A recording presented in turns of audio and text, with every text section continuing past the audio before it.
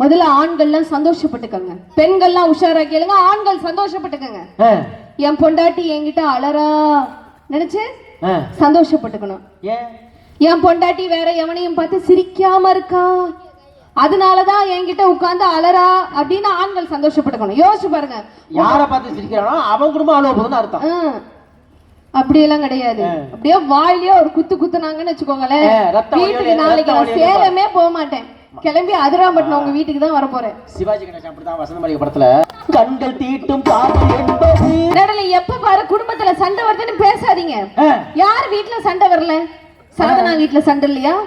அந்த அந்த அந்த பையன் வீட்டுல சண்டை இல்லையா? ராஜன் சார் வீட்டுல சண்டை இல்லையா? அவர் வீட்டுல சண்டை இல்லையா? நடுவர் உங்க வீட்டுல சண்டை இல்லையா? நாளைக்கு உங்க வீட்டுல சண்டை தான் வராதா? நாளை பொருத்தமா சண்டை, நாளைக்கு சாட்டர்டே இல்ல, இது கொஞ்சம் விலைக்கு வச்சிருக்கலாம்.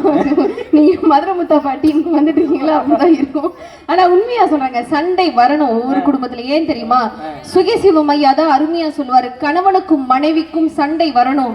அந்த சண்டையில கணவன் ஜெயிச்சுட்டா அங்க பிசாசு ஜெயிச்சுதான் அர்த்தம், மனைவி ஜெயிச்சுட்டா அங்க பிடாரி ஜெயிச்சுதான் அர்த்தம்.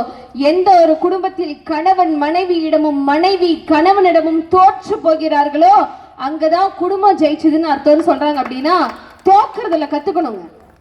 வந்து பேசுனாங்க, காதல்ல யாரு உண்மையா இருக்கா, ஆண்களா பெண்களா அப்படின்லாம் பேசுனாங்க. ஆண்கள் பெண்கள் மட்டும்தான் ஏமாத்துறாங்களா? ஆண்கள் ஏமாத்துறது இல்லையா? எத்தனையோ பெண்கள் அண்ணான்னு கூப்பிட்டு ஏமாத்திட்டு போயிடுறாங்கன்னு பேசுனாங்கல்ல.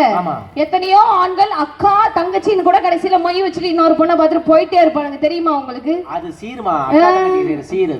இங்க பாருங்க, இப்படியே பேசிட்டு இருந்தீங்கன்னா கீழே ரெடியா எடுத்து வச்சிருக்காங்க நடுவுல வெத்தலை பாக்கு ஊதுபத்தி எல்லாத்தையும் பத்த வச்சுட்டு போயிருவேன். 2 இளநீ தான் வெட்டியமா பின்னாடி.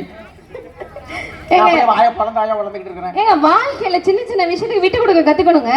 கல்யாணம் எனக்கு இன்னும் ஒரு தடவை கூட ஆகலன்னா கூட நான் இங்க இருக்கவங்களுக்கு ஒரு சின்ன டிப்ஸ் சொல்றேன். என்ன தெரியுமா? என்ன? தயவு செஞ்சு புருஷனுக்கும் பொண்டாட்டிக்கும் சண்டை வந்துருச்சுன்னா அக்கம் பக்கத்துல இருக்கிறவங்கள்ட்ட போகவே போகாதீங்க பெண்களே. ஏன் தெரியுமா? அவளுக்கு நம்ம நல்லா இருக்கிறது சுத்தமா பிடிக்காது. நீ எப்ப பஞ்சாயத்தை வச்சு அழுதுகிட்டு வருவா தவம் இருந்துட்டு இருப்பா.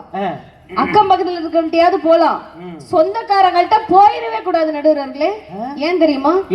அக்கம் பக்கத்துல இருக்கிறவங்களுக்காவது நம்ம வாழ்றதுதான் பிடிக்காது, சொந்தக்காரிக்கு நீ உயிரோட இருக்கிறதே பிடிக்காது. தயவு செஞ்சு புருஷன் பொண்டாட்டிக்கு பிரச்சனை வந்துச்சுன்னா, ஏ போகாரி, ஏ பத்திரகாளி, எனக்கு வந்த பிசாசே, சனிய முடிச்ச மூதேவியே, யார சொல்றீங்க? கையை அப்படி தூக்குங்க, கடைசியா ஒரு தடவை பாத்துக்கோங்க. ஆனா செல்ஃபி சேட்டா நாளைக்கு வீட்டுக்கு போய் உங்க வைஃப் எப்படி தெரியுமா கூப்பிடுறீங்க? இங்க பாருங்க, ஏ ரவுடி பேபி கூப்பிடுங்க. ஏ ரவுடி பேபி, ஏ ரவுடி பேபி, ஏ ரவுடி பேபி அப்படின்னு கூப்பிட்டீங்கன்னா வாழ்க்கை ஜாலியா பொண்டாட்டி பிடிக்கும். எப்படி தெரியுமா? அவ ஏற்கனவே ரவுடியா தான் இருக்கா, இதுல நான் ஒரு சொல்லணும் மாட்டோம்.